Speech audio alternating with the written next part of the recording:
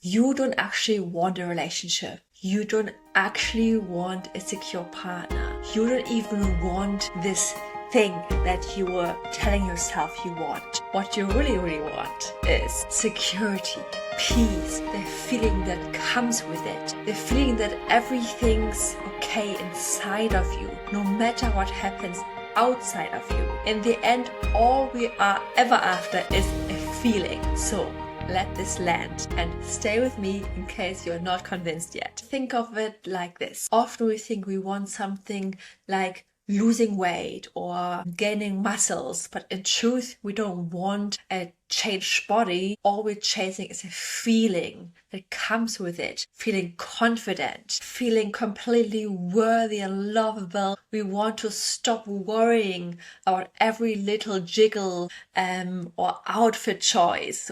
Or take money as an example. We think the goal is to get a pay rise or the promotion or to get more in our bank account. But really what we want is freedom. The freedom that comes with the money. The freedom that comes with this end goal. Freedom to choose how we spend our time. Freedom to feel secure in our future, freedom to breathe without the tight knot of not enough. So see how this always comes with a feeling in the end of the day, the peace, the safety, the calm beneath the surface. By the way, hi, I'm Yula. I'm the Anxious to Secure coach, and welcome to the Anxious to Secure podcast. Today's lesson is something it took me about 32 years to figure out about myself. This episode is split into two parts. Part one is busting the myth and sharing what you actually want, not a secure partner or relationship, because only when we understand what we really want, we can actually get it. And part two is I share action steps, as always, in the end, micro moves to help you get you to your goal, to what you really want, to create the feeling, not the end results. So let's go. Disclaimer, I'm not a therapist or doctor. This content is for informational and entertainment purposes only. It's not intended to diagnose, treat, or heal any mental health condition. If you're in an abusive relationship or dealing with severe mental health challenges, always seek professional advice. So, what you might think right now, what I used to think, you might be, I need to chase this person, this result of getting married, getting him to commit or her to commit. You're thinking you're chasing a destination, an end goal, but you're actually chasing a feeling like validation, belonging, safety, security, calmness. So you can finally exhale, you can finally come home and feel like home. You would want someone to make your worries disappear, someone to commit to you just so you can finally feel like you're good enough to be chosen. Someone who makes you feel like you don't need to fix yourself, you don't need to prove your worth, you can just be you, and that's enough. And you're not too much, and you're not basic, but you're exactly who you're supposed to be in your natural being, in your weird, silly little self, even if you're quirky or strange or whatever. You want someone who makes you feel safe and relaxed, where you don't have to perform or prove yourself or people please or walk on eggshells, to stop spiraling about the future and wondering, will he be there for me? Will she really be there in hard times when we struggle? Can I really trust that person? Someone who holds you in the storm and builds you back up again when the world really feels heavy, when the challenges will come, because, life was always met with 50-50, the good and the bad. You want someone to love you even when you put on some weight, spill the coffee on the couch, drop the fan the third time without freaking out, through sickness and in health. Through rich and poor, something like this, right? So you want to be loved without conditions, without needing to be perfect, without the anxiety that they will leave if you mess up. But here's the thing that's really important. You need to understand that it took me ages to understand fully.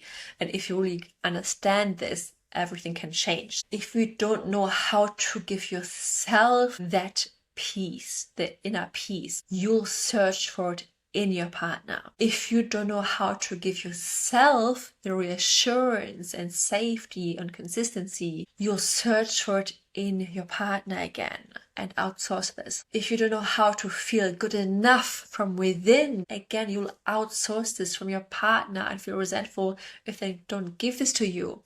If you don't know how to trust yourself first, you will try to get this from your partner to prove you're worthy and cling onto the relationship and think that is the only solution, and you won't be able to handle breakups and challenges yourself because you think your partner is the one who gives you the happiness. And if you don't know how to feel safe within yourself, you'll make your partner responsible for your storms, your ups and downs, your challenges.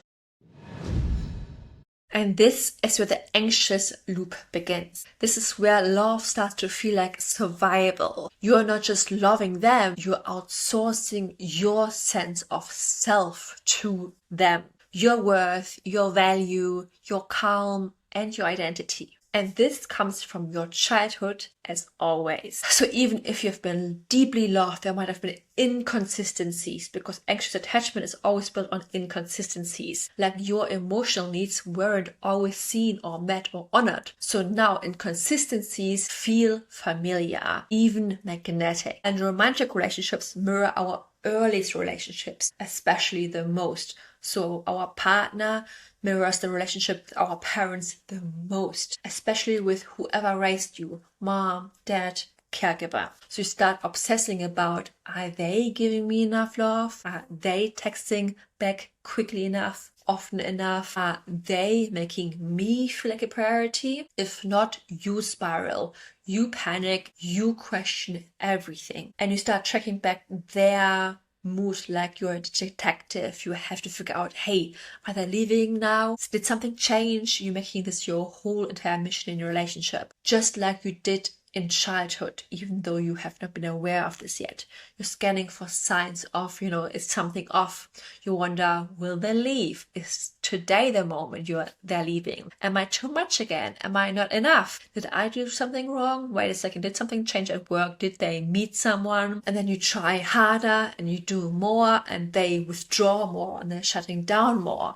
And then you suddenly blame it all on their avoidant attachment style and it all explodes. But here's the thing. The issue isn't that you don't trust them. The issue is that you don't fully trust yourself. You don't trust that if they leave, you'll be okay. Because deep down, you don't know how to process your emotions, fill your own cup, soothe your nervous system, reassure yourself when things feel scary, or even connect to other people outside of your relationship. Friends, family. So you want them to give you what you never really fully got back then. And now that's not your fault, okay? It's really important to understand it's not your fault, but now it's your responsibility to give this to yourself, to work on yourself. It's not your partner's, it's not your parents anymore, it's yours. And you need to learn to forgive the past, to forgive your parents because they did the best they could with the resources and the tools they had available at that time. But now forgive the past, forgive even yourself, forgive your partner, forgive everyone who needs forgiveness, and say, you know what, I am the person who was there when I was born. I'm the person who will be there when I'm going to die. I'm the person who's always going to be there. So I'm going to take care of me. If not, who will take care of me? Do I want to create an empowered life? An empowered life for me means being able to create your own emotions, to know, you know what, if someone else does something, I can still feel however I want to feel. I need to learn to know that my thoughts create my emotions. From I can't to how can I?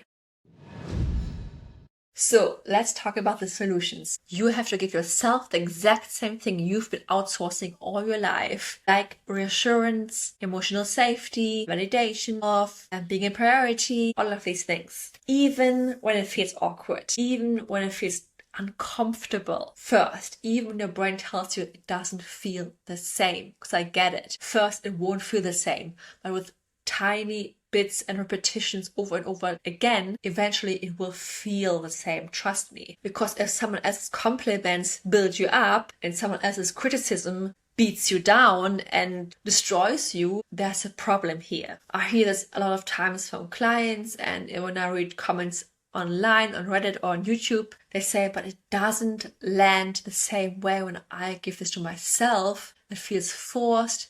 I don't feel the same effect when my partner gives me reassurance or validation or quality time than when I give this to myself. And I get this completely. Yes, at first it will completely feel strange and maybe foreign, and maybe you're rejecting the idea, and I get that, but just be curious and just try it in micro doses. Doses? Anyway, through micro movements.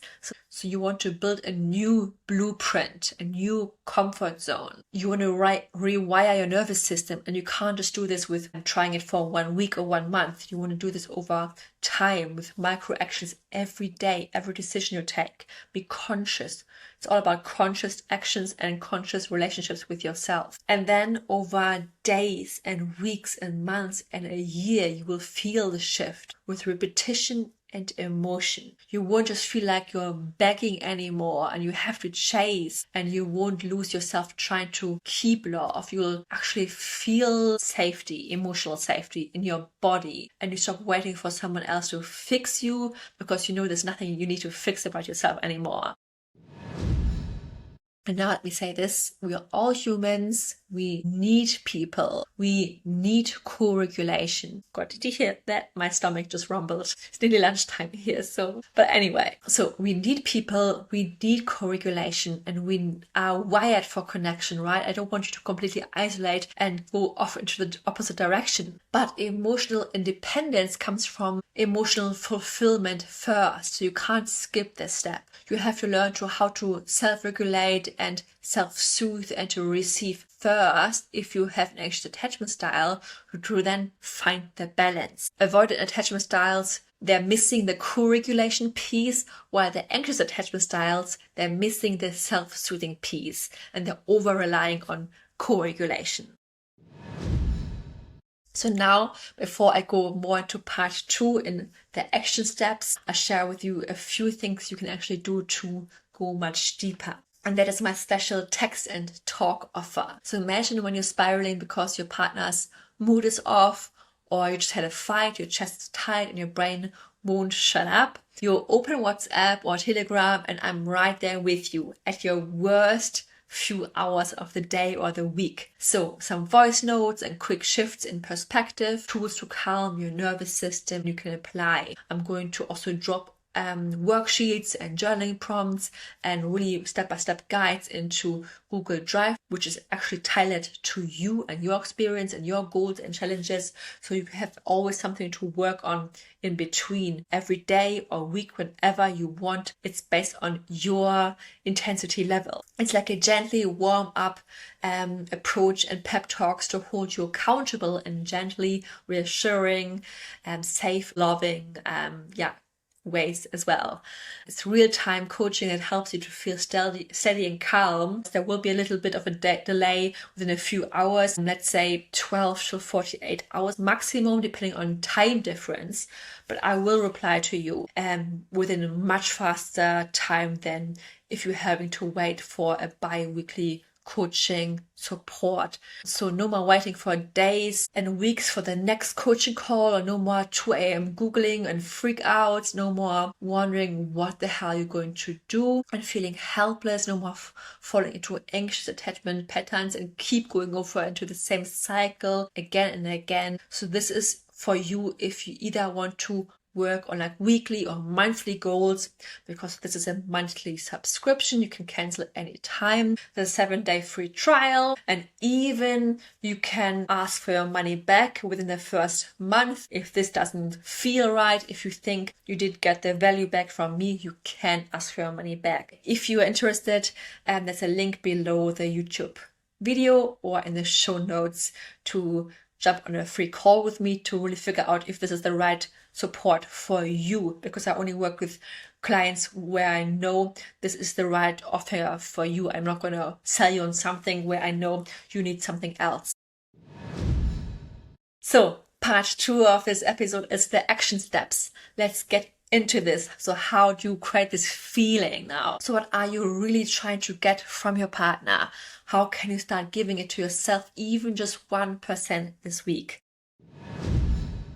What is it exactly you keep trying to get from your partner? Journal this. Ask this to yourself. Connect to your own needs first. How can you start giving to yourself then what you're expecting your partner gives you? If you think you get reassurance, inner peace, commitment, belonging from your partner, how can you give this to yourself first? And here are some core unmet needs from my clients that come up often, and I can give you some micro examples how you can fill up your own cup in this way. So if you think you want to feel more worthy because actually you're chasing your partner and actually want to feel worthy within inside, ask yourself, what makes me feel worthy? Each morning you could look into the mirror and say, I am enough. You can even ask a question of, am I enough? Or perhaps I'm enough. This could be a more gradual way to work up to the new belief that you are enough. Or put a sticky note in the mirror and say, I'm lovable just as I am, and then repeat this to yourself out loud. And again, if it doesn't help, find a neutral, more balanced approach if this thought feels too positive and too far away. What doesn't help me personally is I personally don't feel worthy when I catch myself criticizing my own flaws every time when I look in the mirror, or changing who I am to get my partner's approval. These are things I want to realize and then drop or change. Like when I find myself changing my t-shirt 3 times just because my partner doesn't really like what I wear or just looks at me strange when I get changed. And that's when I know I'm outsourcing my worth to someone else instead of owning it to myself and chasing someone else's approval. Let's say you want to feel chosen. Ask yourself, when do I truly feel chosen? And how can I give this to myself, even just in micro moments? For example, plan a tiny treat just for you this week, whatever this might look like. It could be a 10-minute walk. Oh my God, my stomach is rumbling. I know. At least I want to just finish this podcast for just a few more minutes and then I'm going to eat lunch. This is what I need in this moment. Anyway, back to the episode. Another thing you might need is a cozy cup of tea, or just even if just binge watching your favorite TV show without being guilt tripped, or without letting your comments from your partner destroy your, self-esteem. That's when you're just choosing you. Personally, what helps me not to feel chosen is if I constantly wait for my partner to make decisions for the weekend plans. If I constantly ask him what he wants to do at the weekend without asking myself first, and then always committing to something he wants to do. If he was going to do nothing all weekend, I actually crave to go swimming or go for walks, and then I actually stay home just because my partner stays home, that is not me choosing myself. I don't feel chosen. Yes, I can't control what my partner does, but I can still control how I feel. So I can still choose me by just going for a swim by myself and filling my own cup by going for a walk by myself. And then eventually I can do something with my partner together that excites both of us. And this way I don't just feel chosen because my partner chooses to do something with me in that moment. I actually choose myself first, and then I can still reconnect with him, meaning I don't see it as a rejection just because he wants to stay home at the weekend and he doesn't want to go swimming. Does that make sense? Let me know in the YouTube comments if any of this lands, because sometimes I don't know what is specific enough, or if you want more examples. And so I would really love to hear from you, and it makes me realize all my effort and hours and days of the week really help and land with you. Because in fact, it takes me, I think, 4-5 days a week to just push out 2 episodes a week. It's really a lot of work. Appreciate if someone likes these episodes and sees the value in this. So if you're Spotify and Apple, please give me a 5-star rating. You can just do this by clicking on the profile and clicking on the 5-star. And if you're on YouTube and just clicking a thumbs up, this shows the algorithm that you actually like these kind of videos, and it pushes it out to more people, even if you comment. Anyway, more examples. If you want to feel emotionally safe, again, ask yourself first, what helps me feel emotionally safe? What does it mean, even emotional safety? Does it mean consistency, transparency, calm? What does it actually mean? How do I define this? So when anxiety hits, place maybe a hand on your heart, you feel the safety within yourself and through the body, through the warmth that helps me feel really safe. Sorry, I need to do this with my right hand. And then maybe say, I am okay. I don't need to chase. I don't need to do anything right now. I can just sit here. And slowing down helps me a lot to feel safe. Because the signals to my brain, I don't need to rush. Because subconsciously, when you rush and run and breathe fast and shallow, your brain thinks you are escaping from a threat, from a bear, from a tiger. And if you slow down, if you breathe very deeply, exhale longer than inhale, ideally, and just connect with yourself, and just sit there. You don't have to check 10 times if he saw your text. You don't have to cut him off or unload all of your thoughts on him, and just slow down. You be curious and listen, and just don't overplan or micromanage and do anything. You create safety within your body. And that brings me to connected. If you want to feel more connected, ask, what does this mean for myself? How can I feel more connected to myself first? So maybe previously you've always felt connected when you spent quality time with your partner beforehand. So how maybe does quality time look like spending it with yourself? Maybe expanding the discomfort with being by yourself alone more and more. You can dive into new hobbies, into new passion projects, into creating a side hustle, start a business. When I actually started my business, it made such a huge difference for my relationship as well, because I actually had really something to focus on, and not just as a distraction, because it was actually something I was so passionate about.